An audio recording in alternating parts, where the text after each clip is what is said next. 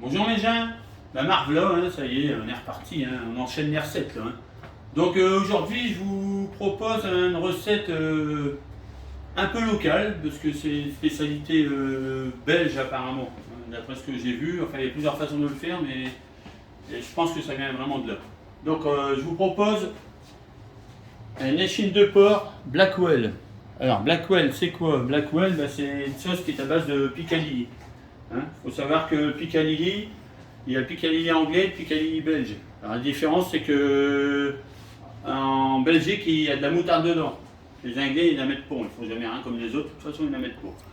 Donc alors ce piccalilli là, en plus il est fabriqué à côté de Boulogne-sur-Mer à Pont-de-Brique. On a une usine à moutarde et épices qui s'appelle l'atelier des épices et condiments, rue de la Gare à Pont-de-Brique, c'est juste à côté de l'hôtellerie de la Rivière. Une petite pensée pour mes amis d'ailleurs, Dominique et Sybille de l'hôtellerie de la Rivière, qui j'espère vont s'en sortir avec leurs affaires. Donc voilà mes gens, donc on va, alors les ingrédients forcément avec du piccalilli, un fond de veau, une crème épaisse, pardon pas épaisse, une crème entière, excusez-moi, crème entière on la reconnaît, c'est le bouchon rouge, pour ceux qui ne savent pas. 2 belles échines de porc, moi j'aime bien prendre les échines parce que c'est moins sec, elles sont magnifiques. Alors, 2 ciboulettes du Gardin et de Benoît, des roquettes du Gardin et de Benoît, et des patates du Gardin et de Benoît. C'est quoi la variété de patates, Benoît? La Charlotte. Ah non, c'est m'a dit Amandine. Oh, Amandine. Ça retrompe encore un coup. C'est Amandine. Voilà le trac, elle passe à la télé. Bon. Là, elle est pliée en deux. Là. Donc on va lancer la cuisson des côtes de porc. Alors pour accompagner, j'ai fait aussi, donc avec les amandines du Gardin de Benoît, j'ai fait des pommes de terre sautées. Alors on peut faire des frites, mais bon, à base de patates c'est bien. Pourquoi pas même un écrasé de pommes de terre. Mais bon, voilà, on va faire comme ça. Donc là je vais lancer la cuisson des côtes de porc. Hop. On va saler. Alors on sale avant de cuire, d'un côté. Voilà. Et on y va. Alors j'ai pas mis trop de gras dans la poêle parce que comme les chines c'est déjà bien gras, naturellement c'est suffisant pour la cuisson.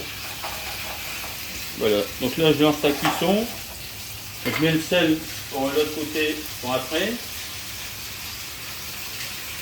Voilà. Alors le poivre, on ne poivre jamais une viande pendant la cuisson, parce qu'il faut savoir que le poivre en cuisant brûle. Donc après ça donne un mauvais goût de poivre brûlé, c'est pas agréable. Donc ça fait à la fin. Voilà, donc là ça cuit. Alors c'est assez long, on va être obligé de couper un petit peu, et puis on revient vers vous tout de suite. Bon mes gens, je pense que ça doit être cuit maintenant. Donc alors pour accélérer la cuisson, j'ai mis un couvercle dessus, comme ça permet à la chaleur de se concentrer sur les côtes de porc et en même temps ça crée un genre de vapeur et ça permet aux côtes de porc de rester moelleuses. Elles dessèchent beaucoup moins. Donc voilà. Vous voyez, elles sont belles, elles sont bien dorées. Voilà. Impeccable. Et là, donc, je vais les sortir. Et on va finir la sauce. Donc là, je retire la graisse. Je retire la graisse. Du fond de veau. Voilà. Le piccalilli. Allez, on va mettre 2 cuillères à soupe par personne. Une cuillère à soupe par personne, pardon. Voilà, on va laisser fondre un petit peu.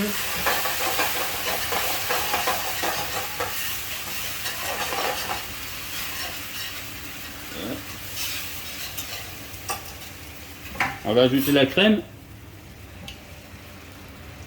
C'est pas compliqué. Fond de veau, piccalilli, crème. Piccalilli, crème. Voilà. On laisse réduire. Alors, dans le Piccadilly, on a ce qu'on appelle des pickles, donc on a du chou-fleur, des petits oignons blancs et cornichons. Voilà. Voilà.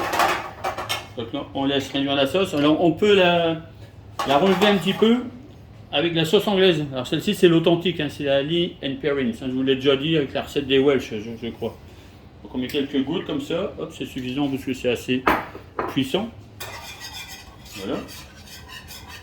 Voilà, vous voyez la sauce elle est déjà faite. Là. Je mets mes petites pommes de terre rissolées à réchauffer. Hein, j'ai fait rissoler beurre et huile. Beaucoup de beurre j'ai mis. Elles sont cuites d'avance, hein, je vais pas les faire. Je peux pas tout faire devant la caméra, c'est trop long après. Donc voilà, là ça se termine. Je vais remettre les côtes de porc dedans pour qu'elles s'imbibent un peu de la sauce. On va même remettre un petit peu le jus de cuisson. Hop. Ça donne du goût. Voilà, je retourne. Voilà. Les pommes de terre, elles chauffent. Là, elles étaient déjà chaudes.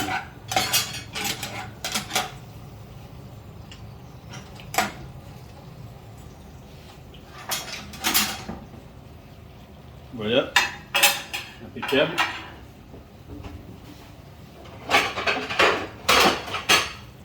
Mettre un petit peu ça.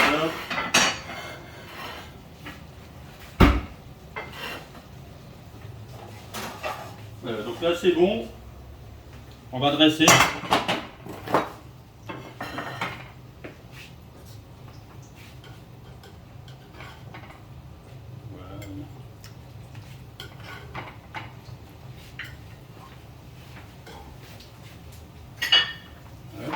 Sauce. Bon, c'est une sauce c'est une recette pardon, qui est pas connue de tout le monde. Mais je trouve qu'avec le porc ça va très bien. Légèrement vinaigré, moutardé. Voilà. C'est bien comme ça. Patates, elles sont chaudes. On va les dégraisser un petit peu là-dedans. Hop.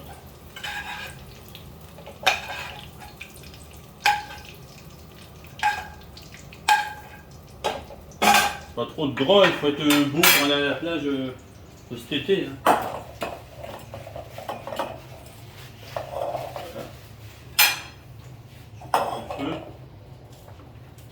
J'assaisonne.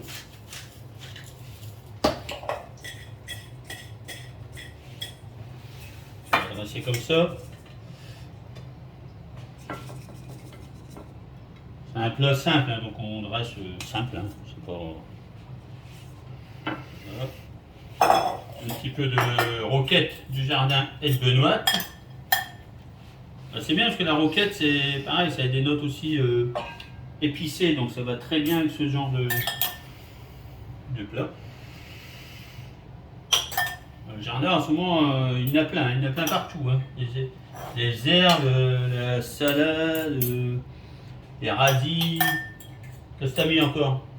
Des haricots, des petits pois, de la rhubarbe, des courgettes, des mini concombres. Très bon les mini concombres. Un peu de ciboulette toujours du jardin et de Benoît. Voilà. On va mettre le reste dans la salade, hein. On ne va pas gâcher. Un petit peu sur les patates aussi. Allez, hop. Voilà. Là c'est du vrai bio tout ça. Hein. Quand on parle de bio, nous le bio, il y a longtemps qu'on en mange avec le jardin, il n'y a rien qui est traité. Hein. Voilà mes gens. Échine de porc, Blackwell. Bon appétit. Donc mes gens, avec ce plat, je vous propose un madiran. Madiran, c'est un vin qui est assez tannique, assez puissant, hein, tout le monde le sait. Donc avec ce genre de plat, ça peut le faire. Donc on est sur le Château Perros, on est en vieille vigne, millésime 2010, un très beau vin, Donc l'assemblage, c'est Tannat et Cabernet Franc, Tannat majoritaire. Tannat, c'est vraiment le cépage de cette région. Donc on va goûter ça. Alors au nez, on est sur des notes de fruits rouges, particulièrement de fraises.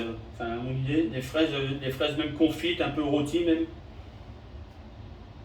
Avec des notes aussi de animales, de cuir et d'épices. En bouche.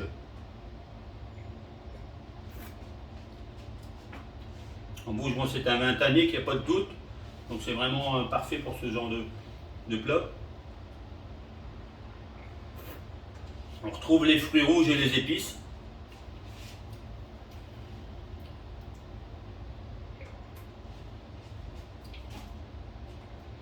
En bouche, la finale en bouche, on est sur une finale assez chaleureuse, sur des notes réglissées, et on retrouve aussi les épices. Donc c'est vraiment un très beau vin, je vous recommande pour ce genre de plat. Après ça peut être aussi un Côtes-du-Rhône, en assemblage Syrah majoritaire, c'est pareil, c'est des cépages où on retrouve pas mal d'épices. Donc voilà mes gens. Bon appétit, bon dimanche et puis à bientôt.